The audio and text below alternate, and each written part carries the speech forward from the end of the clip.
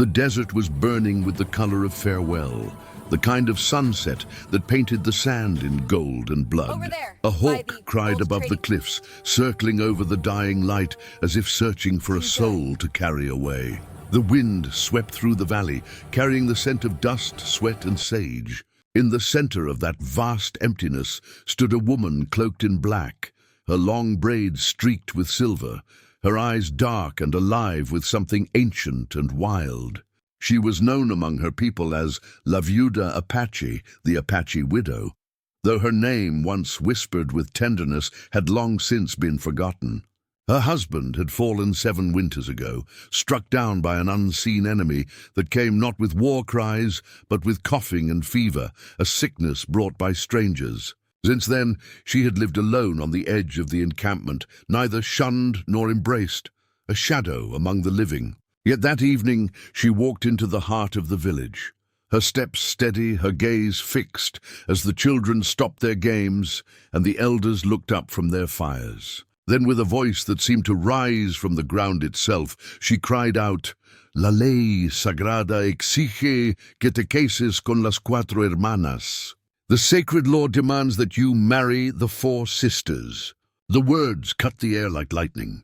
Silence fell. Sparks crackled from the central fire. Even the horses turned their heads. Across the flames stood a young man named Kohana, broad-shouldered and solemn, the last apprentice of her late husband. He had just returned from trading journeys to the north, bringing pelts, beads, and the smell of strange lands. He had left as a boy, chasing dreams of valor, and returned as a man carrying the weight of loss. The tribe greeted him with warmth and hope, for he was brave, and they believed he might lead them in the difficult days ahead. But Nahwa's cry, sharp, desperate, and filled with something more than human sorrow, fell upon him like a challenge from the spirits. The elders stirred, whispering among themselves. The phrase, "the 4 sisters," was old, older than any living memory.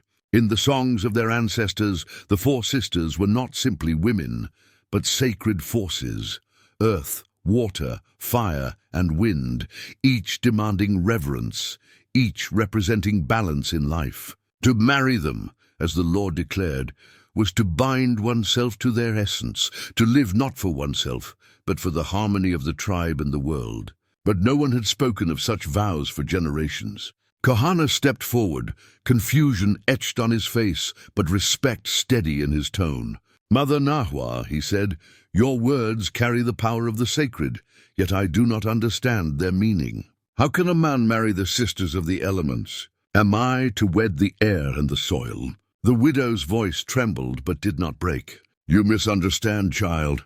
The law is not born from the sky. It rises from the pain of the earth. The sisters live among us still, in flesh, in breath, in kindness. They are 4 women of our people, each carrying the soul of one element. You must find them, honor them, and make them one with your spirit before the next moon dies. If you fail, the balance will be lost, and our people will fade with the wind." The crowd murmured in disbelief. Some thought grief had broken the widow's mind. Others saw in her words the gleam of prophecy. The crops had withered that year. The rains had not come. Children coughed through the nights. Wolves grew bold and rivers shrank. It was as if the world itself had turned its back on them. Perhaps they thought the widow was not mad. Perhaps she was the voice of the earth crying for mercy. The shaman, old Estley, lifted his hand to silence the crowd. "Let her speak," he said. And so she did. She spoke of 4 women scattered like the winds, each holding a key to renewal. Alakwa, daughter of the farmers, who tilled the dry fields with her bare hands, though no rain blessed her crops. She was earth. Teya, the water-bearer, who climbed the cliffs each morning to fetch water for the sick and the old, before drinking for herself. She was water. Sani, the orphan who tended the sacred fires and sang the ancient songs to keep the night spirits away. She was fire. And Niwa, the exile, who had fled the village years ago after loving a man from another tribe. She was wind, fierce and untamed, lost to her people but not to the law of balance. Kohana listened in silence, the firelight flickering across his face. He had known some of these women in passing, but never imagined destiny would bind him to them. He had his own wounds to carry, the loss of his betrothed, who had died in the same sickness that claimed Tayen, the widow's husband. Since then, love to him was like a dry riverbed, something that once flowed but now lay cracked and empty. Yet as Nahua spoke, he felt something stir in his chest, a whisper older than grief, a call not to desire but to duty. "If the law demands it," he said at last, bowing his head, "then I will find the 4 sisters. I will honor them, as our fathers honored the spirits. But I will need your guidance, Mother Nahua." The widow's eyes softened, though her tears shone like stars. "Guidance I can give," she said, "but the path will be yours alone. The sisters will not come to you for words. You must earn their trust through deeds, for each will test your heart in her own way. Remember, the sacred law is not about union of bodies, but of spirits. To marry them is to become whole, to serve not yourself but all." Kohana bowed again, and when he lifted his head, the fire reflected his resolve. The tribe watched him, torn between faith and fear, knowing that this vow, whether born of madness or divine will, might be their last hope. As the night deepened, Nahua sat by the flames alone. The wind tugged at her shawl, and her gaze drifted toward the mountains. In her heart she felt the old pain return, loss, guilt, and love intertwined. Tayen had spoken once of the same prophecy before his death, whispering that one day the tribe would forget the sacred balance, and that only one of pure heart could restore it. "He will come," Tayen had said, his hand cold in hers. "He will carry my spirit, though not my blood. He will marry the sisters and mend what was broken." And now, as she watched Kohana walk into the darkness, she prayed her husband's vision would live through him. The following morning, Kohana left the encampment at dawn. The desert stretched before him in vast silence, the horizon trembling under the heat. As he walked, he remembered the widow's words, and though doubt gnawed at him, something deeper, a sense of purpose, began to take root. His first destination was the fields of Alakwa, where the soil had turned to dust and the air shimmered with heat. She was there, kneeling among dying stalks, her hands calloused, her face streaked with sweat and determination. When she saw him, she did not greet him with joy or surprise. "The widow sent you," she said simply. "I know why you've come." He nodded, unsure of what to say. "Then you know I'm here to ask for your bond." She smiled faintly. "To marry Earth," she said, "is to kneel before her, to ask nothing and give everything. Can you do that, trader? Can you dig your hands into the dust and call it sacred, even when it gives you nothing?" Kahana hesitated. He had always measured worth by what could be traded or won. But now, kneeling beside her, he felt the dry soil between his fingers and saw the cracks as wounds. He stayed with her for days, learning to work the stubborn land. He carried water from faraway springs, dug trenches, prayed to the ancestors. On the 4th day, rain fell for the first time in months, a brief trembling shower that soaked the soil and sent Alakwa laughing through the fields. "The earth accepts you," she said, pressing a seed into his hand. "Carry this with you and remember, life grows only where patience is sown." He journeyed next to the river to find Taya. The path was harsh. The wind burned his face and sand tore at his clothes. When he reached her camp, he found her tending to the sick, washing the fevered brows of children. She looked up, her expression calm but weary. "The widow's call has reached even here," she said. "But water is not something you can possess, Kohana. To join with water is to surrender pride, to move as it moves." That night a storm came suddenly. The river swelled, breaking its banks, threatening to drown the camp. Without thinking, Kohana plunged into the flood, tying ropes, guiding children to safety, hauling an old man from the torrent. When the dawn came, he was bruised, shivering, but alive. Taya knelt beside him, her hands gentle. "You have learned to flow," she said. "Now the river will remember your name." When Kohana returned weeks later, the tribe saw in him a change. His eyes held calm, his voice carried weight not of authority but of quiet strength. The children followed him as he walked. The elders nodded in respect. Yet the widow's face remained lined with worry. She knew his journey was far from over. "You have wed earth and water," she said softly, "but fire and wind are still waiting. They will test not your body but your spirit." That night she dreamed of Tayen again. He stood beside the sacred river, his face illuminated by starlight. "He will suffer before he understands," he whispered. "But through that suffering he will heal not only himself, but all who come after." Nahua woke with tears on her cheeks and a strange peace in her heart. The wind outside carried a faint echo of laughter, and she knew it was Niwa, the exiled daughter, somewhere beyond the mountains, still wild, still free. The journey had begun, and the sacred law had been set in motion. As dawn broke, the widow stepped out of her hut, feeling the warmth of the sun on her skin. The village stirred to life. Children's laughter mingled with the cries of eagles, and the scent of roasted corn drifted through the air. For the first time in many seasons, she felt the pulse of hope. She looked to the horizon, where Kohana's figure was disappearing into the golden light, and whispered to the spirits, "Guard him. Let him find what we have lost." The mountains seemed to shimmer in response, as if the earth itself were listening. And somewhere deep within her, beneath the layers of grief and memory, Nahua felt her husband's presence once more, not as a ghost, but as a promise fulfilled. The story of that day would echo through generations. The people would remember the night the widow cried out for the sacred law, and how one young man's obedience to her impossible demand became the seed of their salvation.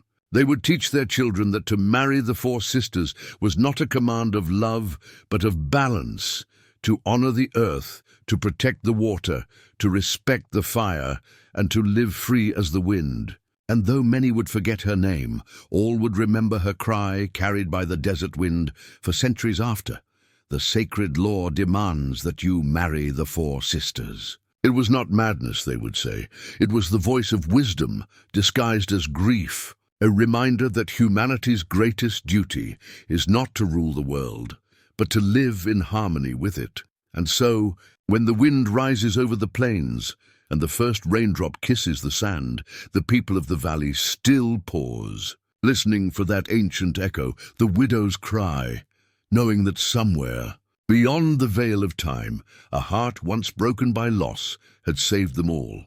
The sky was a pale blue veil stretched above the endless horizon when Kohana began the second half of his sacred journey. The desert wind hummed low, as if whispering secrets only the spirits could hear. His hands were calloused from working the barren soil beside Alakwa, the first of the four sisters. From her he had learned patience and humility, the gift of kneeling before the earth, not as a master, but as a servant. Yet as he walked away from her fields and the faint laughter of children returning to play where crops had begun to grow again, he felt the weight of what still remained. The sacred law was not yet fulfilled. 3 sisters awaited him, water, fire, and wind, and each one he sensed would test the truth of his spirit more deeply than the one before. He carried nothing but a small pouch of seeds Alakwa had given him, and a heart still trembling between fear and hope. The wind pressed against his face like a hand, urging him forward, and so he obeyed. He traveled for days along the river's edge, where the land narrowed into a canyon, and the air smelled of damp clay and sage. At dusk, he saw smoke rising from a camp near the riverbank, where women filled jars from the current, their reflections bending with the water. Among them was Taya, the second sister, the woman who bore the essence of water.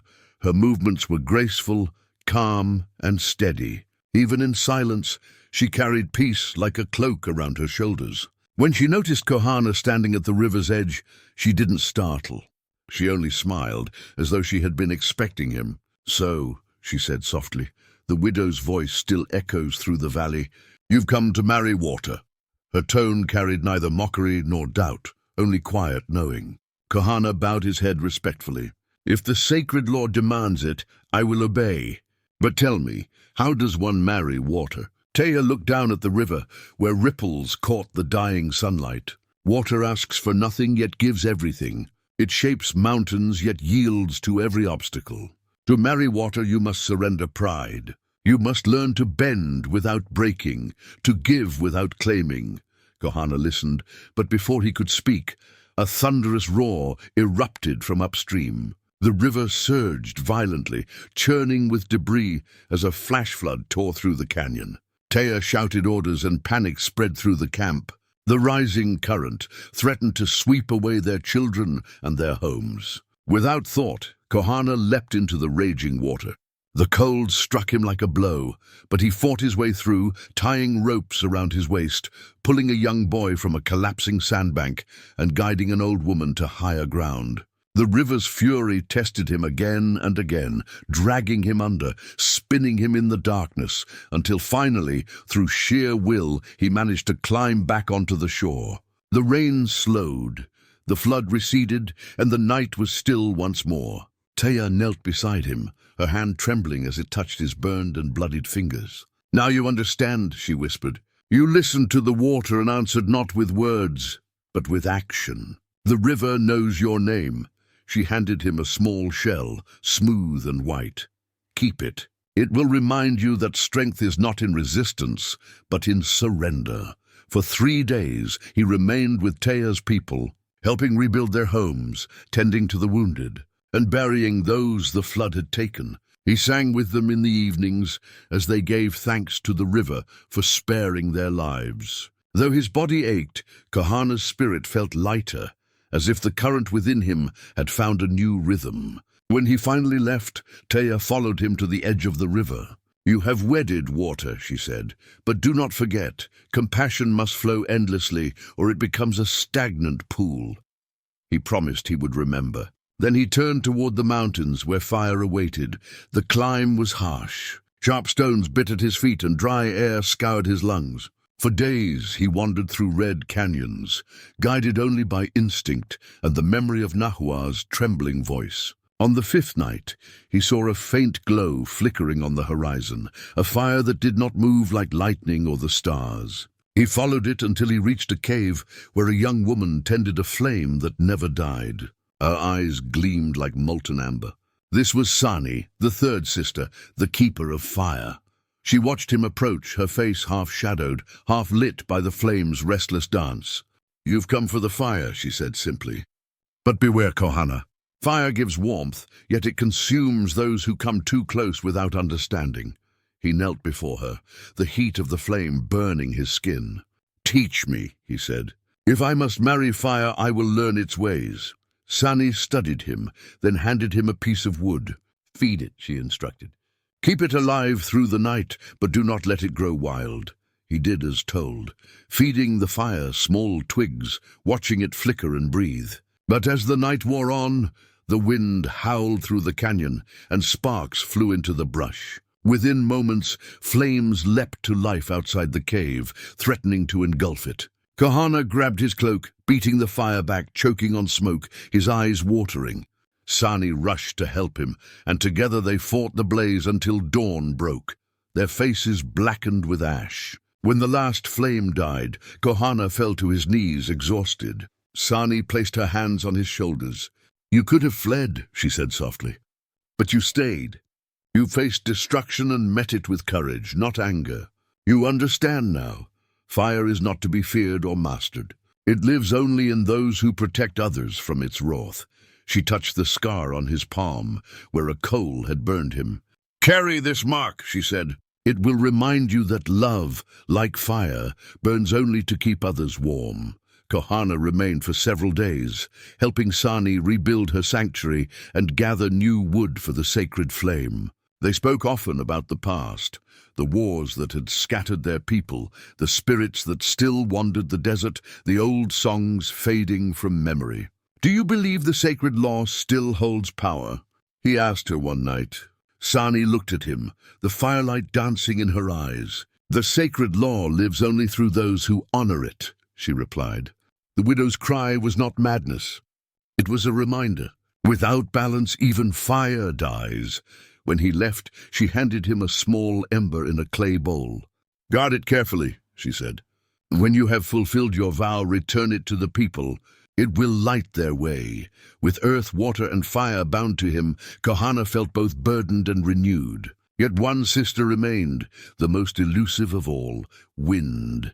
She was called Niwa, the exile, and her name was spoken rarely, for she had once defied the tribe's customs and fled beyond the mountains. Some said she had joined the white traders. Others said she had become a ghost living among spirits. Kohana traveled for many days before he found her trail. A scattering of feathers caught in a thorn bush. A song carried faintly on the breeze. He followed it to the edge of a canyon so vast that it seemed to divide heaven and earth. There, beneath a sky full of restless clouds, stood a woman whose hair whipped like black fire in the wind. She turned when he approached, her eyes sharp as an eagle's. "So," she said, "the widow's chosen one finally finds me." Her voice carried mockery and pain in equal measure. "Do you even know what you're asking, Kohana? The wind cannot be married. It does not stay. It does not belong." He met her gaze without flinching. "I don't wish to own you," he said. "I only wish to understand." She laughed, but there was no cruelty in it, only disbelief. "Understand the wind? Then chase it." With that, she ran toward the cliffs, and before he could think, Kohana followed. They raced through the canyon, their feet pounding on the red earth, the wind tearing at their clothes, their laughter, hers wild, his breathless, echoing off the stone walls. Finally, they stopped at the edge of a precipice overlooking the valley. Niwa stood at the brink, her arms open to the storm. "The wind belongs to no one," she said. "It carries both life and death, freedom and loneliness. To marry it, you must learn to let go." For days he stayed with her in the wild, learning to move with the changing currents of the air. He watched how she listened, not with her ears, but with her whole being, to the shifts in the breeze, the whispers of faraway places. "Why did you leave?" he asked her once. She looked toward the horizon. "Because I was afraid. The tribe bound me with laws I did not understand. I thought freedom meant running away.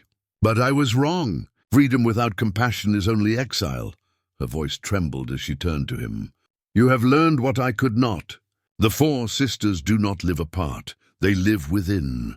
He stepped closer, feeling the wind wrap around them like an unseen thread. "Then come home," he said gently. "Not to serve the law, but to heal it." She closed her eyes, and for the first time in many years, tears fell from them. "If I go back, it must be as myself, not as the wind, but as Niwa," he smiled. "That is all the sacred law ever wanted." When they returned to the tribe, the sky was heavy with clouds. The land was dry and the people weak from hunger. La viuda Apache, frail and pale, lay near the council fire, her breath shallow, but her eyes bright with recognition. "You found them," she whispered as Kohana knelt beside her. "You married the 4 sisters. Not with words, but with your heart." He took her hand, rough and cold. "I did what you asked. But I do not yet understand why." She smiled faintly. "Because the sacred law was never about marriage. It was about harmony. Each sister represents a part of the world and a part of yourself. When you served them, you healed the balance between man and nature, between pride and humility, between loneliness and love." A soft rumble echoed across the sky. Rain began to fall, gentle at first, then strong. The people cried out, laughing as they lifted their faces to the heavens. The river filled again, and the air smelled of renewal. The widow's hand slipped from his grasp, her spirit carried away on the wind. Her voice no longer a cry of pain, but a song of peace. Kohana stood in the rain, the ember from Sani's fire still burning in its clay bowl. He set it at the center of the camp, shielding it from the storm. Around him, the tribe gathered, and Niwa stepped forward, her hair glistening with rain. She sang an old song, the one the elders had forgotten, and the wind carried her voice across the valley. In that moment, Kohana understood. The 4 sisters were not just women or elements. They were life itself, the promise that compassion, courage, patience, and freedom must live together or all will perish. Years passed. Kohana became a leader not through command, but through kindness. He taught the children to plant with patience, to listen to water, to honor fire, and to live as freely as the wind. The fields flourished again, the rivers sang, and the stars seemed closer than before. And though the widow's hut stood empty, her spirit lived in every breath of the desert. When the wind rose at night, the people said it carried her voice. No longer a cry, but a blessing. They would tell their children, "Once a widow's grief saved us." She reminded us that love is not a promise spoken, but a deed performed. That to live truly, one must marry the four sisters: earth for gratitude, water for humility, fire for courage, and wind for freedom.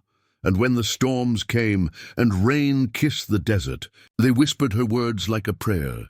La ley sagrada exige que te cases con las cuatro hermanas, and felt the world breathe in harmony once more.